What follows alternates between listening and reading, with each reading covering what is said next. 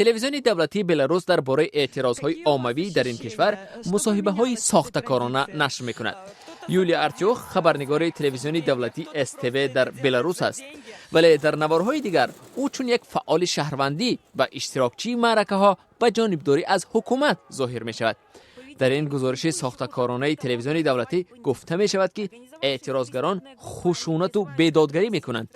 یولیا ارتیوخ در اینجا چون یک مادر سرفرزند معرفی می‌شود. در گزارش گفته نمی‌شود که ارتیوخ خبرنگار تلویزیون است. رفتار آنها رادیکالی و خشن است. این کار درست نیست. همه در حیرت و نگرانند. ناآرامی‌ها در بلاروس پس از انتخابات پرزیدنتی در ماه آگوست سر زد. بعد اعلان نتیجه ها مردم به خیابان برآمدند و حکومت را به تقلب گسترده متهم کردند. ماه سپتامبر تلویزیون دولتی بلاروس با نشر یک گزارش گفت زنان از اعتراضهای پی در پی در کشور خسته شدند. در بین مصاحبان دیگر در این گزارش یولیا ارتیوخ مادر سرفرزند معرفی شد.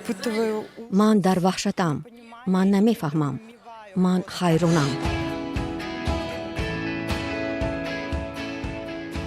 این گزارش استو درباره سبقت ماشینرانی به طرفداری از الکساندر لوکاشنکو است. در اینجا ارتیوخ چون یک اشتراکچی چاره‌بینی معرفی شده است. ما جمع می‌شویم، صحبت می‌کنیم، ما با دوستانمان وو می‌خوریم.